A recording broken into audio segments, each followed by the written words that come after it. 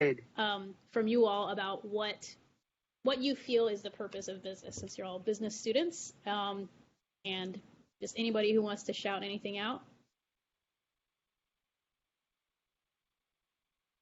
To make a profit or return on your investment. Okay, making a profit. Anything else? To give a consumer value. Okay, give a consumer value. Any other answers? Producing goods and services to consumers. Okay, all good things. All right, so that's a little bit of an idea about what you guys feel is purpose of business. Now, do we all know the difference between shareholders and stakeholders?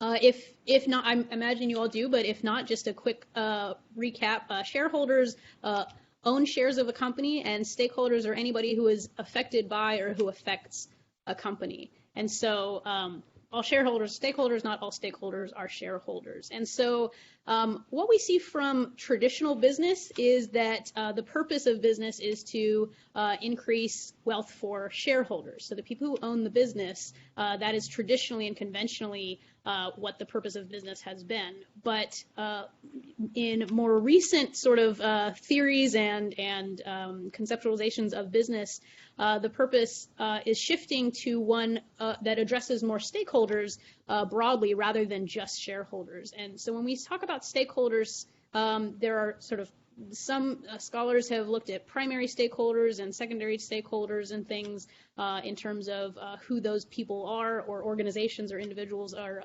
Sometimes the environment can be considered as a stakeholder. And so when we sort of broaden out the purpose of business to be involving stakeholders, that brings the purpose of business to sort of a more societal level in a broader context. And so what I want to sort of stress to you all today is that business is changing. We've got growing populations, climate change is happening, we've got our resources are depleting very rapidly because we're mining them so exhaustively. We've got a lot of social injustice issues around the world, as well as a growing wealth gap. And so because of all of these things, and this is not an exhaustive list either, but these are all contributors to why business and how we view business and the purpose of business, why that's changing. And so, again, what I'm wanting to sort of talk about here is that sustainability in business and being able to perpetuate business, as well as just what's happening on this planet, it's not really an issue of morality. It's not really an issue of what is right or wrong. It's more of an issue of urgency. So I like to sort of associate this with gravity, in the sense of, you don't have to believe in gravity for it to exist.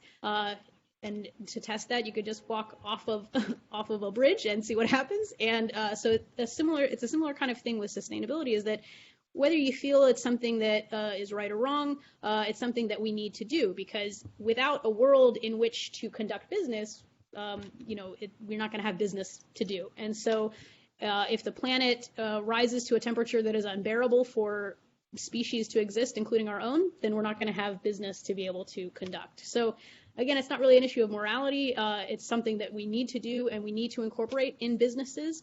And it's sort of not really an option anymore. And it hasn't been an option for quite a while. It's just hasn't reached the level of urgency that it is reached now.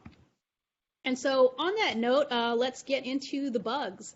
So my understanding is that you all looked over the article that I had shared on black soldier fly larvae and turning them into biofuels. And this is a visual. It's actually from a different article, but just as sort of a quick overview, in case anybody didn't read it or didn't get to it.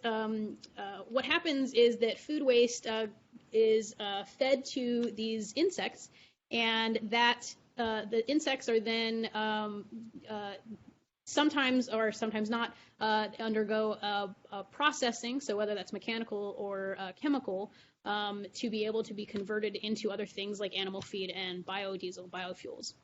And so this visual right here is from that article. And so as you can see, there's different levels of biomethane that is extracted and that comes out of from black soldier fly larvae or food waste, depending on how you break it down, and it yields different levels. And that's pretty okay. That's fine and well. And what's interesting here is that the highest yield is the black soldier fly larvae that had been fed on food waste, but had also gone through processing. And so what I wanted to stress with this article was that it's really cool that we can make fuel out of bugs, but is this really the best way to use this resource?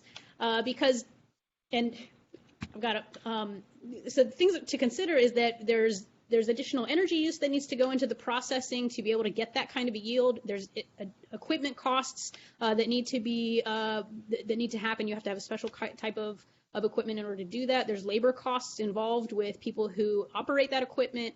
There's safety concerns that can happen there, as well as waste and pollution and byproducts that happen because of these processes. It's kind of the argument of,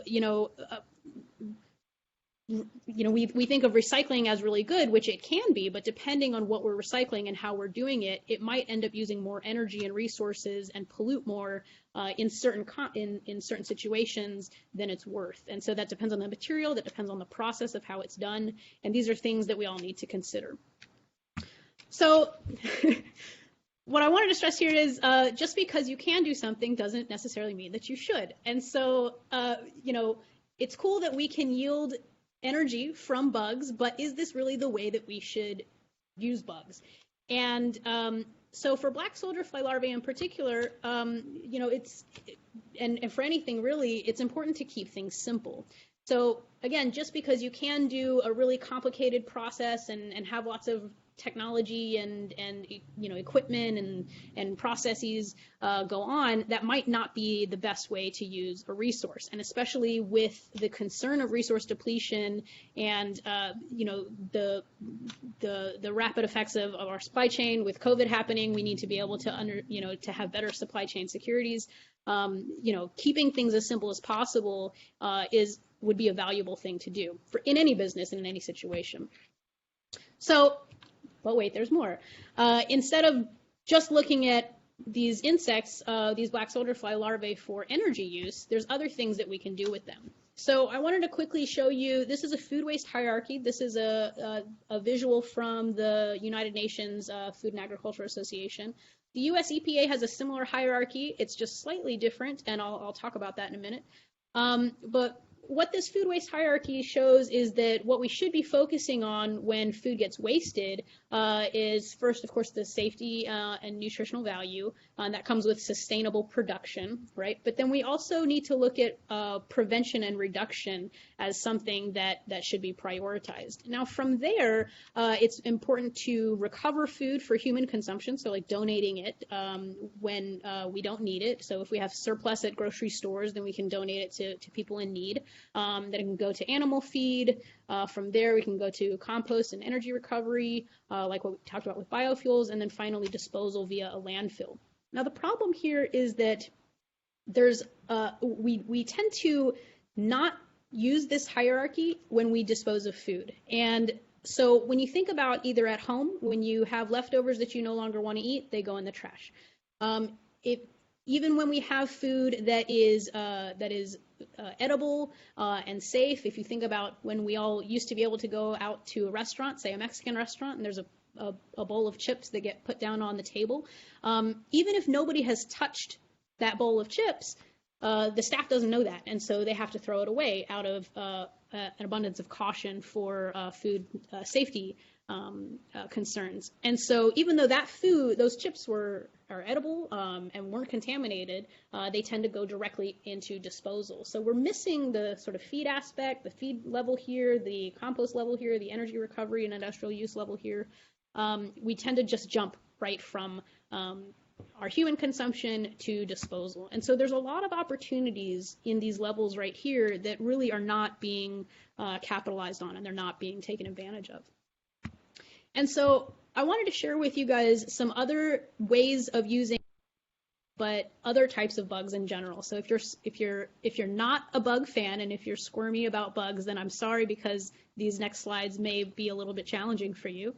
But hopefully you'll bear with me, because I'll hopefully introduce you guys to some interesting ideas that you hadn't come across before. So this video right here I'm going to share with you is of, gave you a little teaser. Let's see if I can get this to work. Having issues again.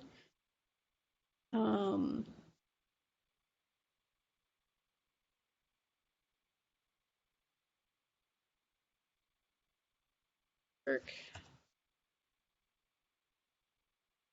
Oh, guys, I'm so sorry. I promise I tested everything before doing this, and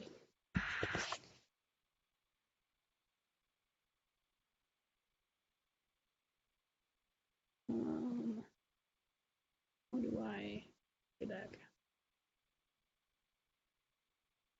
Okay. Okay. So what you'll see in this video is a box full of black soldier fly larvae and 2 fish. So the one on the left is a raw fish, and the one on the right is cooked fish. And so as you can see, and this is a time lapse, you can see the time in the bottom right, these insects are consuming these fish at a very rapid pace. And I don't know how much you guys know about traditional composting, but if you were to traditionally, if you were to put these fish in a compost pile that uses regular just degradation of time and heat and moisture and aeration, then it can take several months for something like this, for food waste to break down. Now, it's still a great option and a great process, but it takes time. And so what you can see here is that in a pretty rapid amount of time, insects are breaking down this food waste very quickly. And as you'll see, what's something interesting here is that there's sort of a wave movement that's happening in this video. And something interesting for you all at Georgia Tech is that there's actually a lab on your campus by Professor David Hu, that's H-U instead of K-U, like your professor here, who is researching black soldier fly larvae and the movement of them because they eat, and they eat in patterns that are different from other animals. And so he and his graduate students are working on researching their movement and why they move the way that they do. And so you can see here there's sort of this wave thing happening here. And this is almost over. So again, I'm sorry anybody who's squeamish, but you can see the movement happening much more towards the end here. And so you can see in actually less than 24 hours, these fish have been completely demolished and completely broken down. And so you know, I just wanted to sort of stress to you here that there's nothing here there's nothing in that video that was expensive or, you know, that required a lot of equipment. It's literally a box of bugs. That's all it was.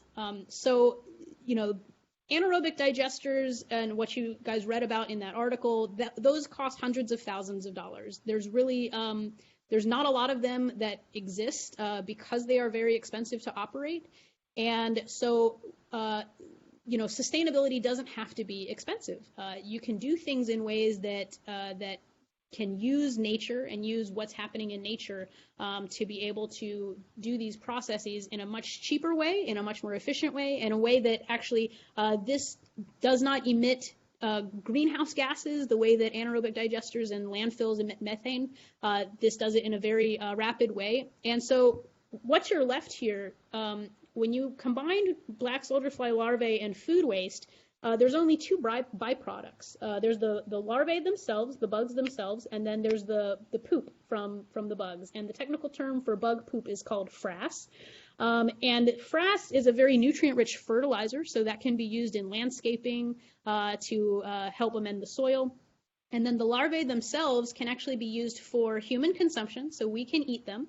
They're very nutritious. They're pretty much they consist of protein and fat, and that was something that you probably saw in the article, is that you know, the protein gets extracted out and the fat is what gets used for fuel. And so they're a very nutrient-rich source source of food for humans. They're also very nutrient rich for animals. Chickens love these. You can buy these. They are on the market now. And actually, another thing from Georgia Tech, there were two undergrad students actually from Georgia Tech a few years ago who started a company called Grubly Farms, and it was using black soldier fly larvae. They were trying to start a company for human consumption of black soldier fly larvae, and have now ended up moving into the animal feed space. So they're selling it as chicken feed and fish feed for animals, but those are Georgia Tech grads as well. And so that's pretty cool. So the frass, that bug poop, can be used as compost, and then as you guys read about, they can be used as biofuels as well. And so there's a lot of applications of this process, and as you can see, doesn't require expensive equipment, doesn't require a lot of stuff going on. If you have a compost tumbler in your backyard or a community garden or anywhere that does composting, these insects will show up whether you want them to or not. You don't have to really inoculate your system with these. They just show up. They are native to North America as well as many parts of the world.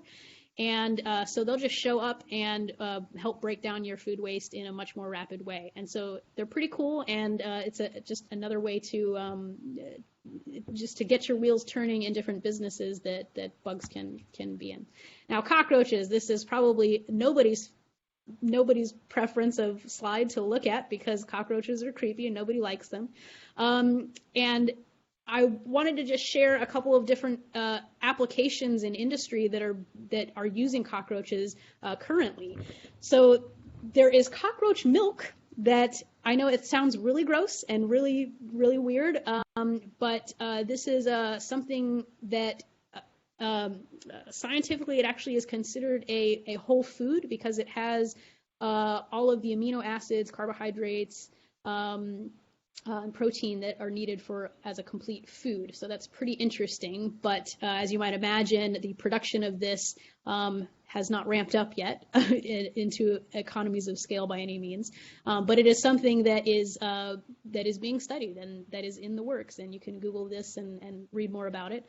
Bladder composting is essentially, it's the same thing that black soldier fly larvae do, is that cockroaches break down food waste, but the technical term for cockroaches breaking it down is called bladder composting. It's just like how worms have a term. Vermicomposting is when worms break down food, and so it's just a different word for that. FOG waste is fats, oils, and greases, and that tends to come out of restaurants. And so China is actually using cockroaches to break down FOG waste, and also using them for medicinal purposes.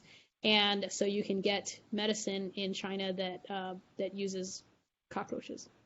And so there's also other applications like cyborgs. So if you see on the top left screen here is a cockroach that has a little backpack on it, and it's got electrodes and sensors and things, where people can actually connect that to their own sort of brain waves and things, and control and sort of mind control cockroaches using, I don't know the science of it, but you can look this up. They're able to basically steer and control cockroaches with either sort of thinking it, or computer software can control their sort of movements by using electrodes to steer them in certain directions. And so the researchers who have been studying that are thinking about it for disaster relief situations. So when like an earthquake happens and there's a lot of rubble that falls and they can't get people in there to try to find out if there are survivors there, or if they can't get dogs, it's too dangerous or whatever, this is a possibility of sending in cyborg cockroaches to be, equipped with microphones to be able to see if there's anybody who is moving around or trying to call for help. And so, again, just to sort of open you guys' mind up to thinking about different ways in which bugs can be used. Mealworms are another bug that have a lot of applications. So they can be used for human food consumption. I actually have my own mealworms that I grow and eat myself. And they can be either sort of like stir-fried, or you can break them down into a powder and eat them. They taste kind of nutty. I don't know if any of you have eaten insects before. Crickets are sort of the more common bug that is eaten, but they can also be used as animal feed. You can see this in grocery stores and things for as bird food. Reptiles eat these.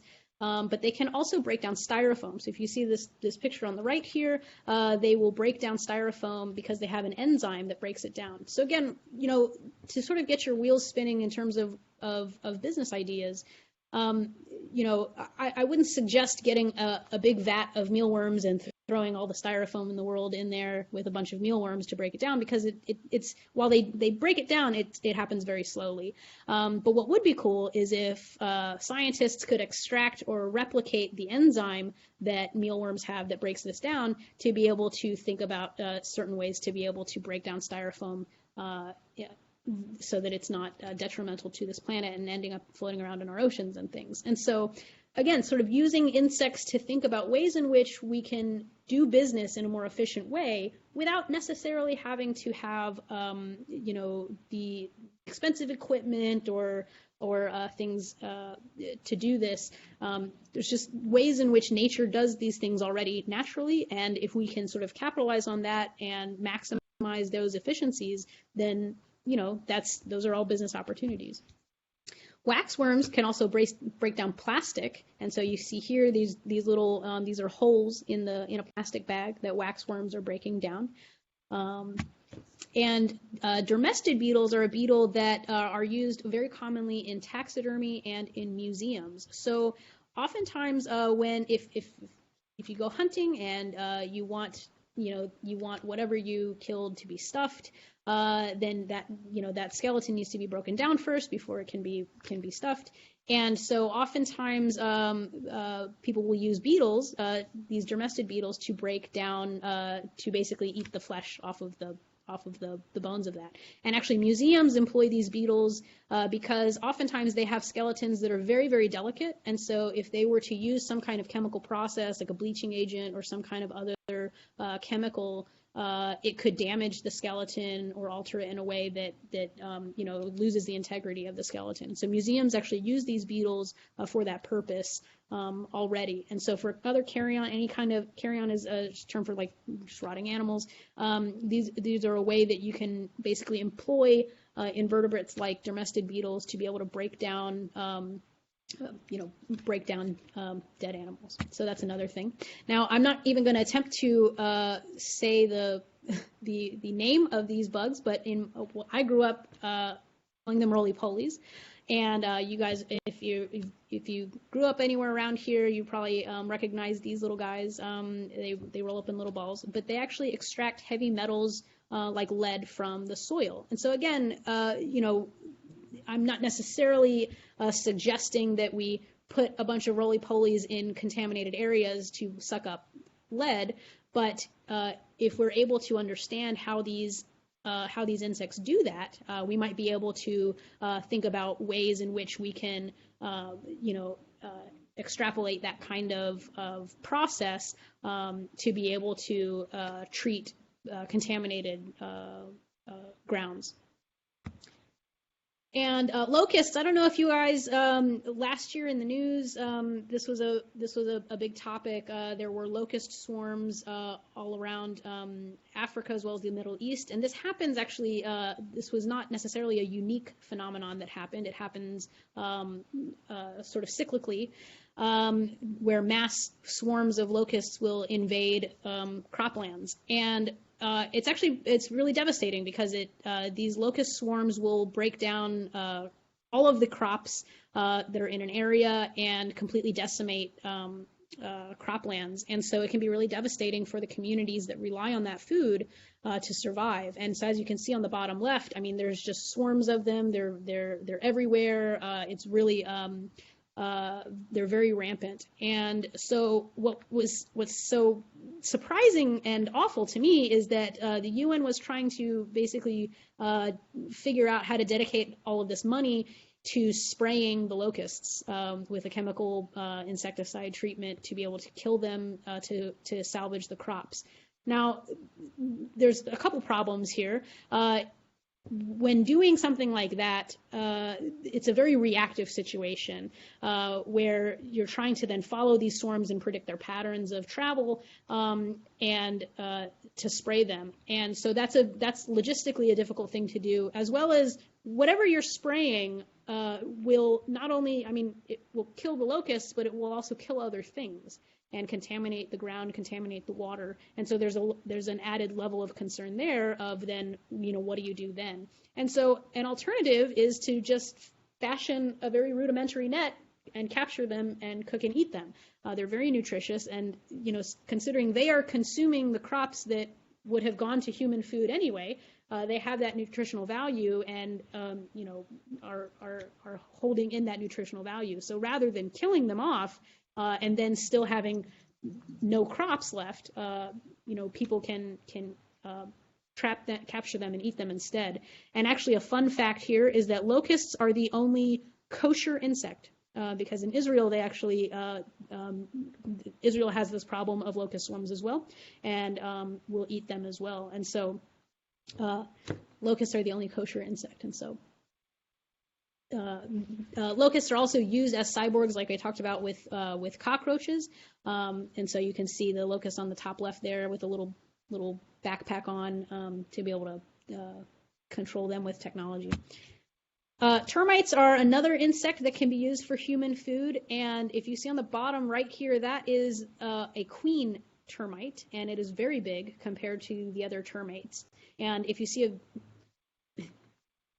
video of this, it's that actually I'm a bug person, and this kind of creeped me out because if you see a video of that queen termite, it moves. It looks like there are things inside of it that is moving all of the time, and it kind of gives you the heebie-jeebies. But anyway, termites are eaten commonly in Africa as well as other parts of the world, and often are looking for this queen on the bottom right. And it's a sign of status to be able to consume this because they're very difficult to find, and actually you have to destroy an entire termite mound in order to find the queen because they're buried into a chamber. And so it can be pretty destructive actually, but the queen termite here is considered a delicacy. Apparently it tastes like foie gras, so it's a very revered food. And so just wanted to give you guys sort of an overview of some of this is a really small list. There are thousands of insects that are used for human consumption, and then insects can be used for a lot of other types of applications. And another sort of shout out, honorable mention that I wanted to share with you all is chitin. So chitin is the material that makes up the exoskeletons in beetles, the shells in crabs and other crustaceans, because they're all part of the same phylum of arthropods. So crustaceans, insects, and spiders that have these very hard exoskeletons. So when you're thinking about something like, plastic, which is a very problematic material for our world in terms of climate change and sustainability, there's actually researchers right on your own campus in the School of Chemical and Biomolecular Engineering who are working on chitin packaging. So if you see on the top right here, this is plastic seeming packaging material, but it's made from chitin and cellulose. And so I'm not necessarily saying that that's the way to go because, like you read with the article that I shared, some of these processes may end up using more energy than it's worth, or may be more expensive than other methods. But I also want to stress to you guys that just because something is expensive doesn't mean it's not worth doing, or just because something takes a lot of time and energy doesn't mean it's not worth doing. If we're able to produce energy in a renewable way, then maybe it's not so bad. If we're able to produce food in a sustainable way, maybe using the waste is not necessarily a bad thing, and preventing and reducing it is not necessarily the way to go. And so what I wanted to just sort of talk with you guys about is just trying to get you to think a little bit differently about not only business and how it operates, how it should run, and the purpose of it, but also how we can conduct business in operations in a more sustainable way, but also have other business opportunities of different products and services from things like bugs. And so I hope this inspires you to think about biomimicry in business and using nature in a positive way, and looking at how we can operate our businesses and make products that sort of mimic nature and mimic biology rather than trying to fight it. Because these processes happen oftentimes in nature anyway. So if we can sort of use nature rather than trying to create all these fancy other ways to do things, then we don't have to reinvent the wheel. So if you've got any questions, if you'd like to talk more about this kind of thing with me, please feel free to reach out. And thank you so much for listening. And I welcome any questions that you guys have. I'm looking forward to some discussions here. Well, thank you.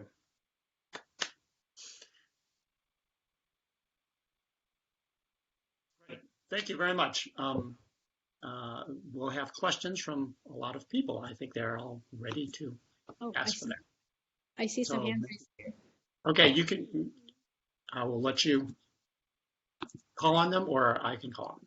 If you can, because I'm not familiar with, I don't use Blue Jeans aside from Georgia Tech events, so. Okay. If you can. Michael, you want to start with, you had your hand raised earlier.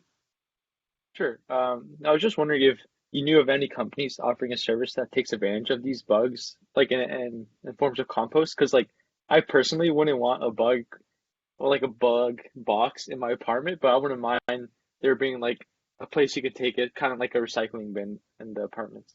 Absolutely, that's a great question. So there are places that are doing this. There aren't any in Georgia at the moment. There's that are doing it specifically for composting. Now, like I mentioned earlier, there are a couple of Georgia Tech graduates who have a firm called Grubly Farms, and so they are using black soldier fly larvae for animal feed. I'm not sure if they are accepting food waste as their feedstock. Because they're using it for animal feed, they might have to be really very strict with the input of food waste that they're getting to maintain regulatory status for animal feed. There's actually really strict requirements. There's stricter requirements for animal feed than for human feed for bugs at this moment, because bugs for human consumption just aren't a popular thing, and so there's not a lot of regulations right now. So I know in Texas and in a couple other places there are companies that are specifically advertising themselves as black soldier fly larvae composting operations, and if you'd like to, I can share a list of them with you. If you're interested, feel free to shoot me an email if you're interested to find them out specifically. Sounds good. Thank you. Okay, Courtney? Hi. I know they're like just bugs, but I was kind of like wondering like how like ethical it is to like use them, especially for like cyborgs. I've never really heard about that, but I was just kind of like wondering if there's any concerns about. Absolutely, and that's actually so I've been to a few insect conferences. Actually, the first one I went to was a couple of years ago, and it was in Wuhan, China, and there were sessions that were talking about insect welfare, because that is something that is a concern of, of what are we actually doing to these bugs? Are we harming them? Are we doing something that is unethical? The pushback that I'd like to sort of challenge you with there is that I've never heard of PETA going after extermination companies. Or like, when you think about spraying for mosquitoes and all of that stuff, hopefully you guys have seen around that, there are signs up now that I've seen more recently saying like, don't spray your lawn because it's actually killing ecosystems and other insects, and it's more harmful than it is doing good. And so I think there is a growing concern about insect welfare. I don't want to slough it off to say like, oh, well, look, we kill them, so therefore it's not a problem, because I do think that we need to be mindful of that. But we're fine with raising pigs and slaughtering them for human consumption. I don't think that there's a problem with doing that if it's done in a sustainable and ethical way. But there are, of course, concerns over that. So, great question. Thank you. Okay, Sid? So you proposed this question earlier to us, and it was just because we can exploit insects for human gain, should we do it? I want to hear your personal thought on it, and do you think this can be turned into a business that's not only sustainable for the environment, but something that can keep going in the future? Absolutely. Great question. So if you, I can share, there's lots of infographics if you, and research, about the carbon footprint of insect production for human food versus say something like chickens or pigs, cows, fish even. There's a lot of literature on that, and really easy sort of pictorial infographics that show very clearly that the level of greenhouse gas emissions as well as water consumption and land use is just such a fraction of what it is for these other types of traditional livestock.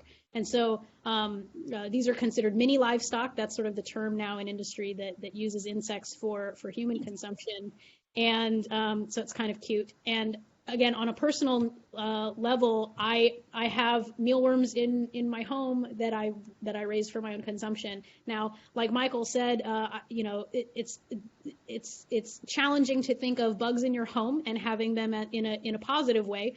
But that's why I went with mealworms instead of black soldier fly larvae, because they don't fly, and so it's something that I can contain very easily, and it's not something that I have to worry about sort of like getting loose in my house. It's very easy to contain them and very easy to raise. So I think that again, it's an issue of as long as we're producing them sustainably and ethically, then I don't see a problem with it, because we need nutrients, and yes, just because you can doesn't mean you should, but in this case, we simply cannot do agriculture the way that we've been doing it, and expect to be able to feed everybody on the planet, and to be able to survive and have resources if we continue down that path. And so we have to do things different. There's things like lab-grown meat, but again, that involves a lot more equipment and skills and knowledge to be able to do that. Whereas growing mealworms, I could show you in about an hour how to do that and set you up in your own home on how to do that. And I've done that with some of my friends. So again, if you're interested, please feel free to email me. I love talking about this stuff and sharing this. So if you are interested, please let me know. Hey, Madeline? You kind of answered this throughout, but what do you think are the main barriers that would prevent bugs from being introduced into our economy? Oh, there's the perceptions of them. I think that is probably the main barrier, is that we have a real aversion to bugs. We don't like them. We want to kill them whenever we see them. As a society, we just don't like them. And I always like to compare this to the idea of sushi. So sushi used to not be, it used to be something that people thought was really gross and nobody wanted to do it. Nobody wanted to try it. Westerners in particular, the Americans thought it was not an ideal thing. And now you can find sushi at a gas station. I mean, it's like, it's everywhere. And so it's a matter of, I think, that's where I think business and marketing has a real opportunity to be able to shift perceptions of these bugs as something positive. I personally think that there's a big business opportunity for the fitness industry with these bugs, because I don't know about anybody who has looked at protein powders or whey powders. If you look at these massive tubs, usually half of that tub is ingredients, and there's like 1,000 ingredients in these powders. Whereas insects, it's a one ingredient protein source, and you can buy cricket powder or mealworm powder online. There's various vendors all over the world. There's some in the States as well as in Canada. But I think protein powder, I think that's where you could get Americans to sort of start getting on board with bugs. You can see now there are like protein bars, cricket bars, and things like that to eat, and it's sort of fitness oriented. So people who are concerned and interested in like whole food diets and minimal ingredients, then I think that there's real opportunities there to push this along. Right.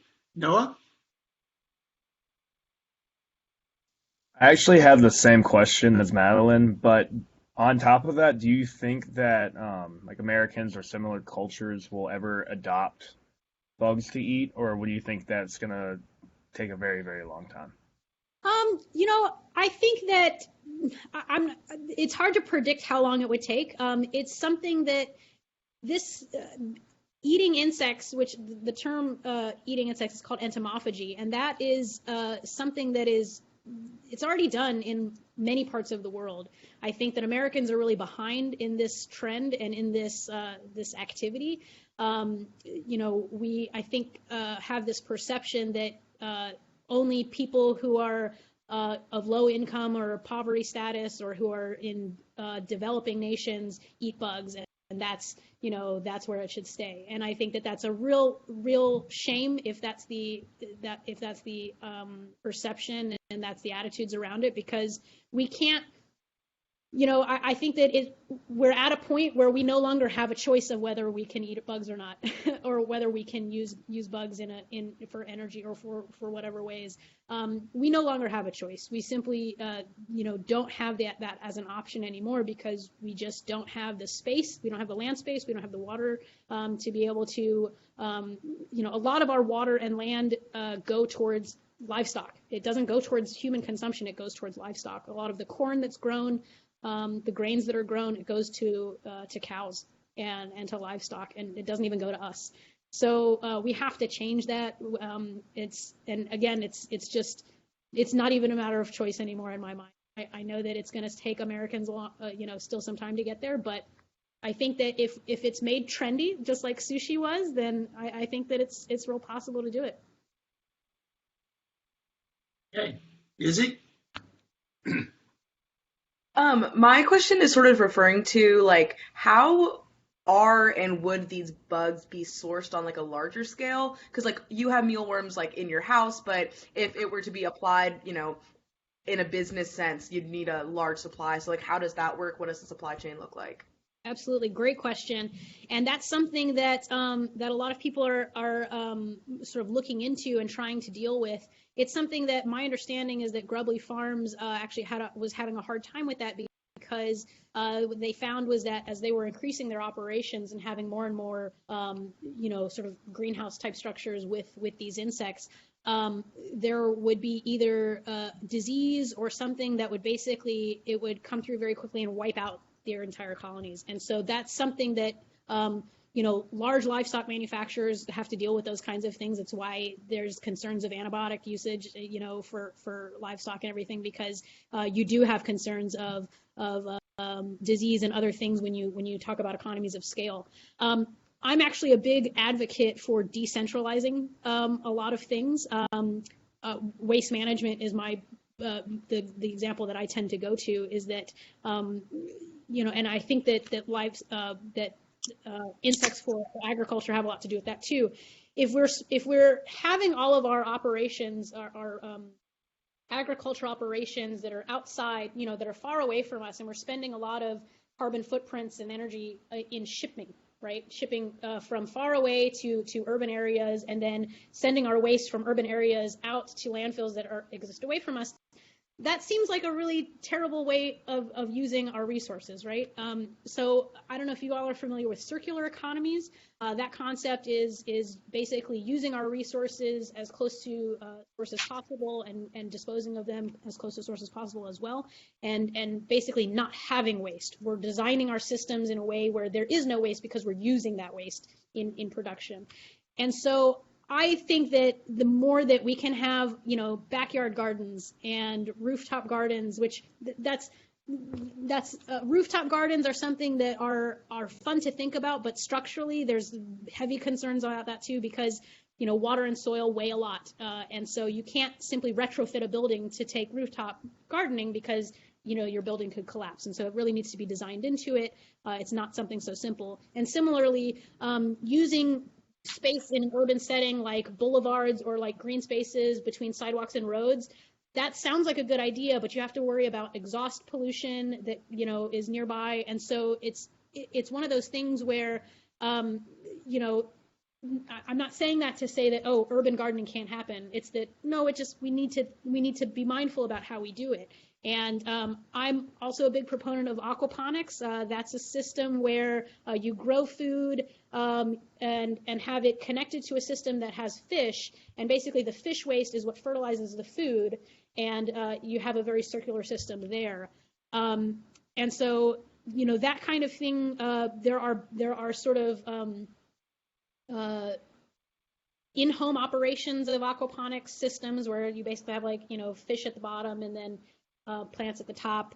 There are things like that exist, and I didn't believe it until I saw it for myself that actually plants grow rapidly faster with less disease in aquaponics situations, especially if it's protected in a greenhouse and not having pests or insects that are complicating those production processes and things. And so, there's lots of opportunities and lots of solutions, but it requires some mindfulness. And that it's challenging because it's not just a silver bullet, one and done kind of situation on these issues. These are big topics, sustainability issues, climate change. These are big topics, and it can be overwhelming to deal with them, because it's like, well, how do we save the world? I'm just one person. How do I do this? And so, I always like to remind people that rather than just being overwhelmed by these topics and not doing anything, we can do every little thing that we do within our own lives, to help. I've gotten my parents to start composting, and so they're doing it now too. And so, the more that you can sort of ripple out these kinds of activities, the more we'll see bigger change as well. Great. Okay, Alex? Okay, so my question is, how are a lot of these processes identified? For instance, with the mealworms, how they're able to dispose of the styrofoam, obviously that wouldn't occur in their natural habitat. So how are these processes and abilities identified with a lot of these insects? Do you mean how did somebody figure out that mealworms could break down styrofoam? Yes. That's a great question. I honestly don't know how that started. I mean, my guess is that I think that my understanding from something like so waxworms breaking down plastic is that there were some beekeepers who had a plastic bag that they had put their honeycombs in or something, and there were some bees left over in there. And what they found was that I think because the plastic was proximally, was located next to the wax, the waxworms just sort of got onto the plastic and didn't realize that they were on a different material. And the beekeepers saw oh, look, there's holes in this. I didn't know that they could do that. And so my guess is that it was more accidental than anything else for things like styrofoam. I've experimented with my own mealworms. I keep my styrofoam mealworms separate from the ones that I eat. I'm not ready to try that out yet. But I just throw in random things in to see what happens and see if they break it down. I have found that they have broken down some. I think it's HPE plastic. There's certain types of packaging material that I've found that they've broken down in addition to styrofoam. But I think it's experimental. And in terms of I think things like the cyborgs and stuff, I imagine that's I'm not sure how they figured out to do cockroaches and locusts versus other bugs, but I'm sure there's some kind of entomological things going on there that entomologists could tell you. There's certain reasons why certain bugs would be used for certain applications versus others. A good question. Cameron? Yeah, so I was just curious, since I know you mentioned the waste pyramid from the UN or another organization. Yes. And I know you said that we all tend to go to just disposal as the final step. And I was curious, from a consumer perspective, where do you think, I guess, we're going next? What's the very next step that people are gravitating towards in terms of improving distribution and waste management? Well, I mean, what I would like to see is more businesses that have on-site composting options, because when you think about, you know, every firm deals with food waste, regardless of the industry that they're in. Even if they're not a restaurant, every firm has employees, right? And employees take lunch breaks. And so, you know, every firm deals with food waste in some way or another. And so, you know, when you think about firms that have a mass amount of food waste, if you think about malls or apartment complexes or universities or, you know, airports, things that have really concentrated amounts of food waste, which are everywhere, right? Again, and I sort of talked about this before, when you think about the energy and the money that we spend to transport that waste away from our facilities to a centralized facility, and then you know, all of these firms also have landscaping. You know, they have plants and trees and things to make the grounds look nice. And, you know, we're spending money bringing fertilizer on site to deal with that. And so rather than doing that, if firms were to vertically integrate a composting type of situation for food waste, then that would not only decrease their operational costs for waste disposal, but it would also decrease operational costs for fertilizer and landscaping. And so, you know, in my mind, businesses are just, you know, completely wasting a waste opportunity because they're not taking advantage of having either, you know, an in-vessel composting system or some type of small-scale backyard composting system, you know, on site. I know that, you know, people assume that in order to do mass amounts of composting, you have to have, you know, a lot of land and tractors to do windrowing, you know, to turn these piles and stuff like that, which you do if you're talking about a big scale. But if we're talking about smaller scale operations, if we just had a lot of small scale operations all around, if every apartment complex had a compost system, if every, you know, university had composting on site, on campus, then, you know, we could tackle this issue in a much more, you know, valuable way that not only is better for our, you know, for giving people jobs and for reducing greenhouse gas emissions and helping our environment, but it just makes business sense. I just don't understand why it's not standard practice to have this done. And that's what my dissertation is about, is trying to figure out why that is and why that's not standard.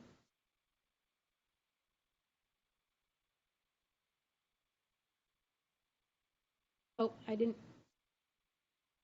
somebody say something? Oh, Michael Carter? Yeah, so I have a question. What is the main purpose of using insects as cyborgs? What kind of business opportunities does that is that kind of like a learn how to control other animals with? It's a little. What is that? I don't know. That's a great question. I was wondering that when I came across that too. It's like, what is the purpose of this? Why would you? I mean, why do you want to mind control bugs? I don't know. That seems really strange to me. But in terms of what I had seen, some research come out of there was disaster relief was something. Now there's other concerns.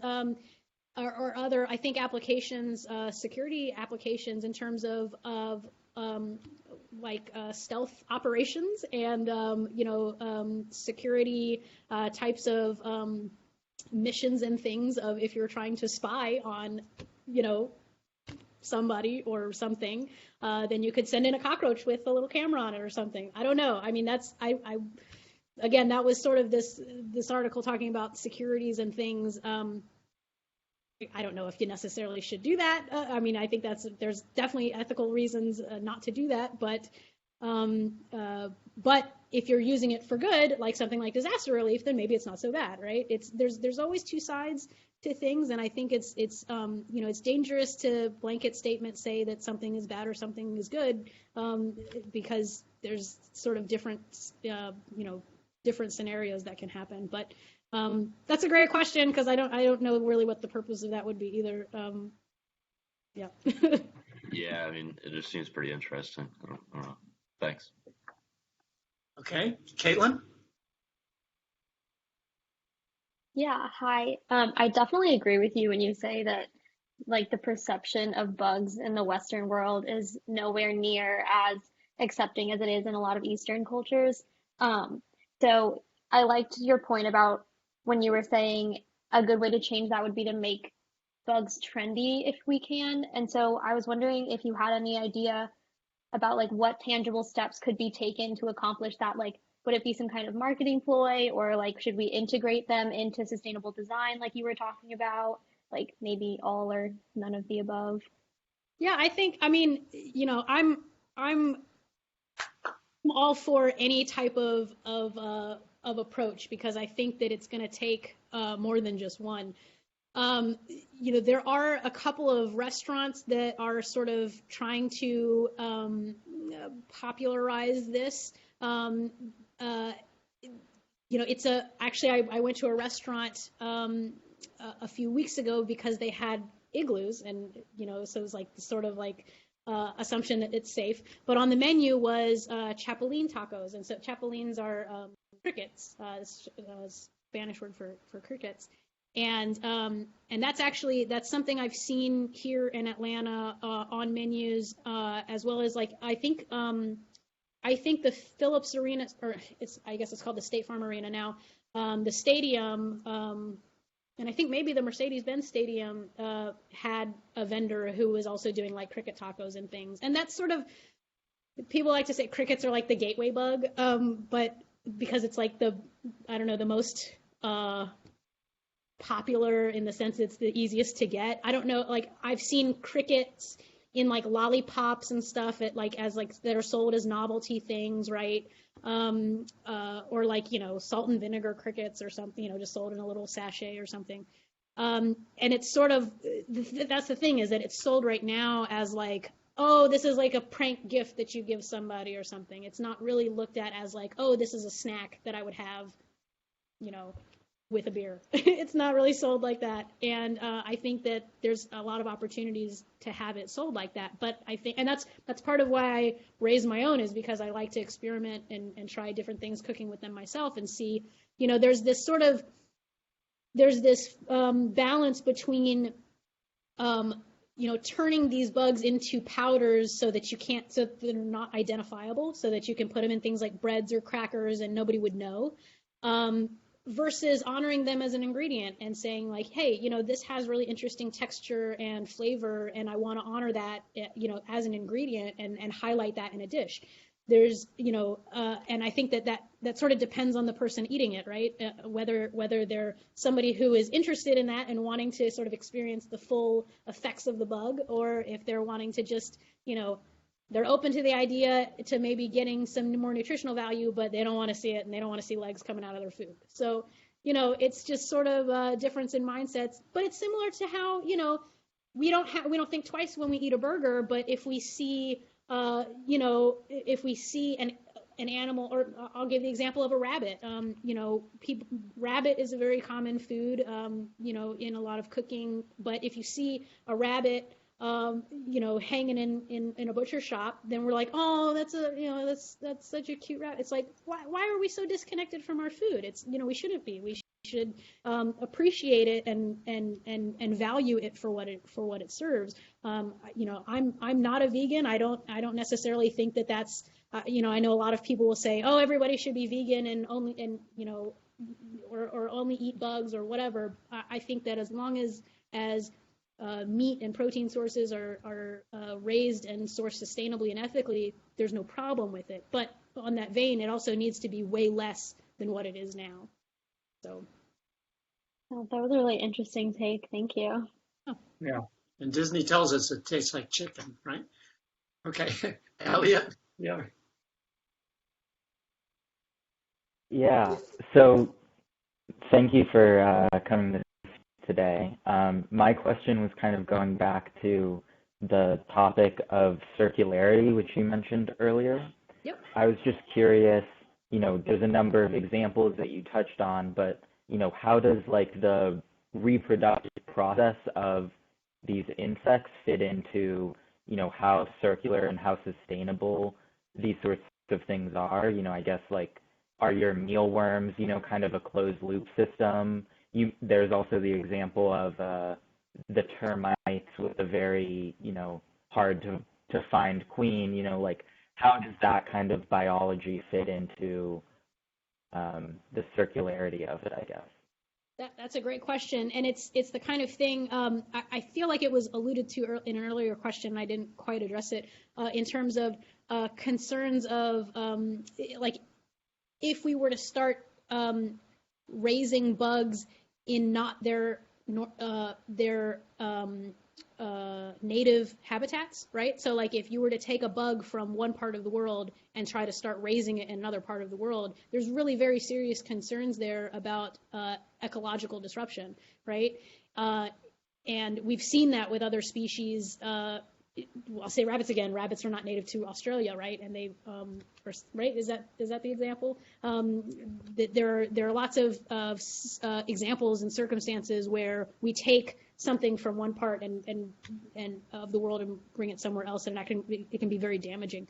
So that's a concern. Now, in terms of your circular question, my mealworms, they're not as circular as I'd like them to be, in the sense that they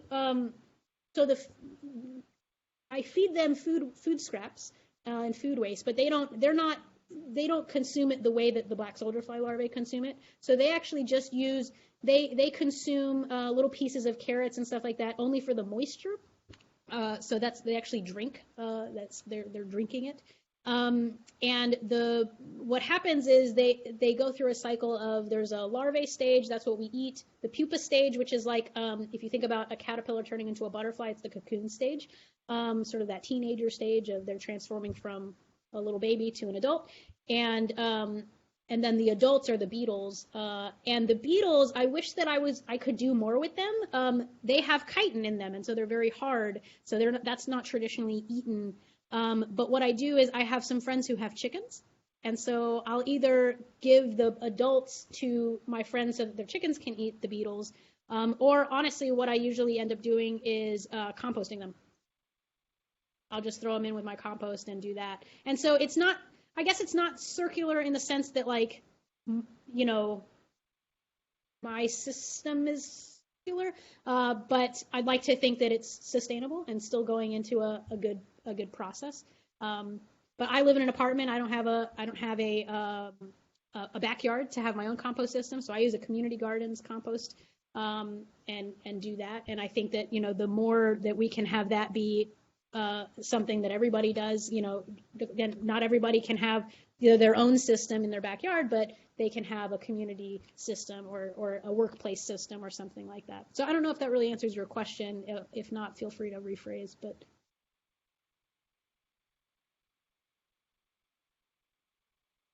okay. No, that definitely answers it. Thank you.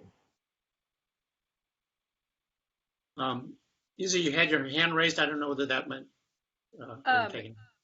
Caitlin basically asked the question I was going to ask, so yeah. Cameron, you still have your hand raised? I don't know whether.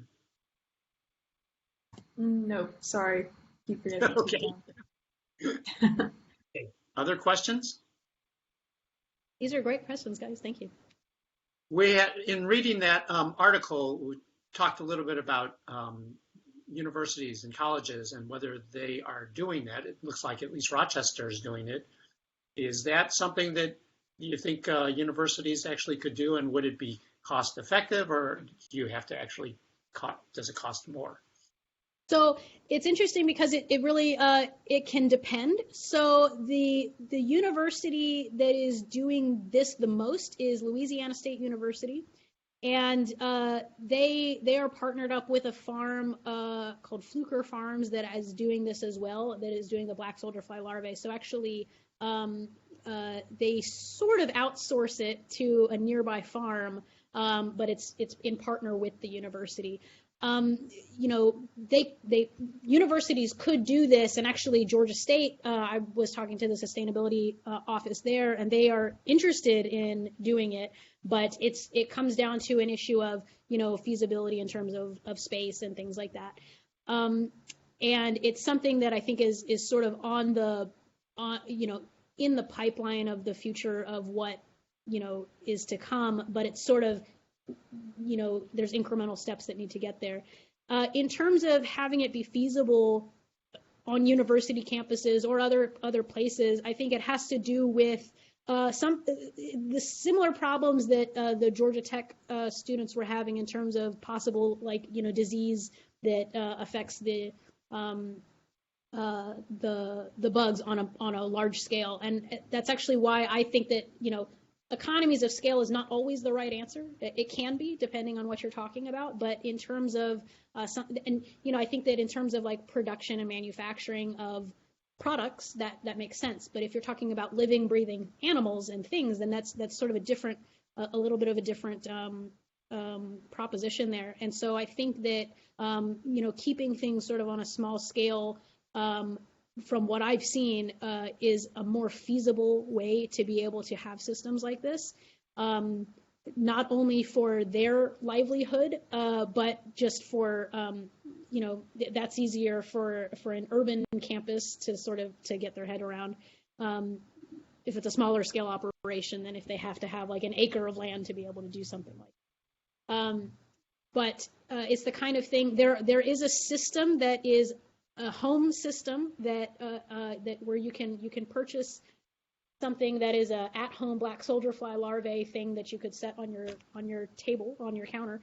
It's got like a dome type thing to capture the adults, because what's neat about black soldier fly larvae is that they're really cool, because they basically they separate themselves out when they're ready to mature and become adults.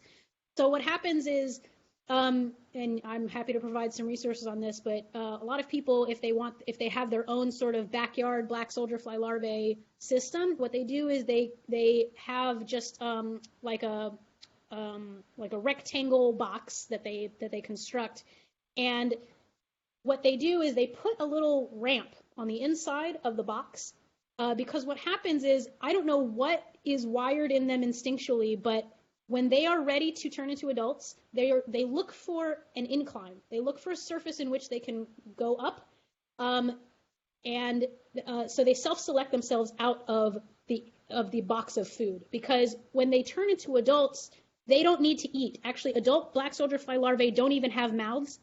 When they turn into adults, they don't have mouths. They don't eat. Their sole purpose is to reproduce, and so all they do when they turn into adults is they mate and then they die. And so when they're ready to do that, they self-select themselves out with that ramp. And so a lot of times what people will do they'll have a little container, so that the black soldier fly larvae that go up the ramp, it can just fall either into a container or just on the ground. And that's where people who have chickens, then the chickens know that, like, oh, that's where my black soldier fly larvae treats come out of, is like this part right here, because they just self-select themselves out, and they can then, they're then fed to the chickens. And so, or you can take them out and, I don't know what you would do with them, but you could eat them. That's a possible thing. I have yet to eat a black soldier fly larvae, but it's on my list of things to do. I just haven't had an opportunity yet. But okay. Thank you very much. We need to end the class because of time. This has been fascinating. Thank you all so much. You guys had great questions, and I really enjoyed talking with you. Please feel free to reach out, and yeah, I'd love to talk more about it. And hopefully this was inspirational and gives you some things to think about. And thank you again. Okay, thank you very much.